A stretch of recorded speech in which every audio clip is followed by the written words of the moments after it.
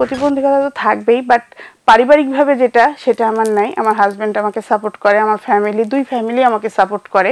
বাবার বাড়ি, শ্বশুর বাড়ি, দুই ফ্যামিলি, কারো দিক দিয়ে আমি কোনো নেগেটিভ কিছু পাইনি যে তারা আমাকে বলবে। যেহেতু আমি এখন অনলাইনে পুরোদমে কাজ করতেছি, তো অনলাইনে কাজ করতে হলে আপু জানেনই যে আমাদেরকে সব রকম সব কিছুই করতে হয়, লাইভ করতে হয়। তো লাইভে অনেক সময় বাজে কথাও শুনতে হয়, এটাই হচ্ছে প্রতিবন্ধকতা।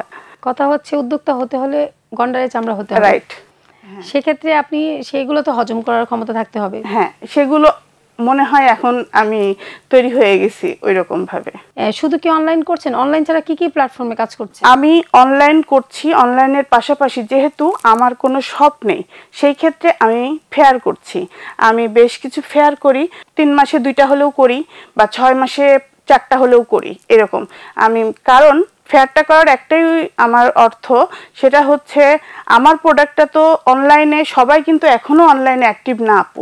আমি এটা দেখে খুবই অবাক হই, এখনও কিন্তু অ্যান্ড্রয়েড ফোন বা স্মার্টফোন অনেকেই ওইভাবে অ্যাক্টিভ না ফেসবুক চালাইতে। আমার অনেক কাস্টমার আমাকে ফোন দিয়ে বলে, আপু ওই কালারের জামাটা আমি অর্ডার করতে চাই, আমি ইনবক্স করতে পারি না।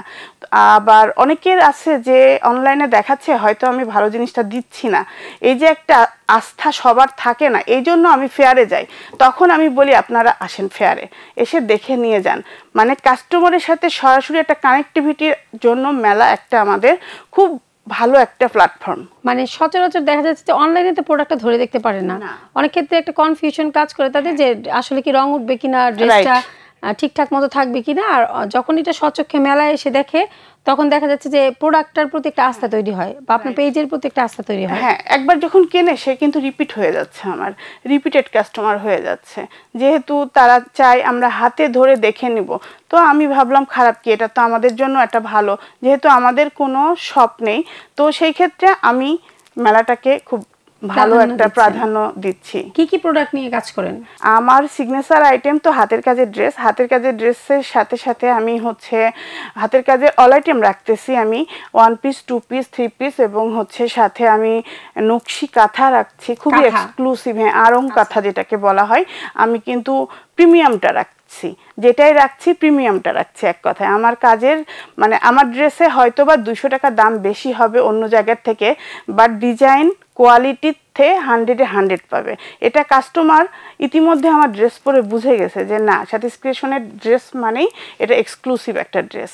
এটা হচ্ছে 1 নাম্বার। 2 নাম্বারে আমি শীতের সময় হাতের কাজের শাল থাকবে আমার কাছে, এবং তার সাথে আমি বাটিকের আইটেম রাখছি। আমার কুমিল্লার একদম নিজস্ব কারখানায় তৈরি হচ্ছে বাটিক 3 পিস, তারপরে চাদর, তারপরে আপনার শাড়ি, সিল্ক বাটিক এবং কটন বাটিক, দুইটাই।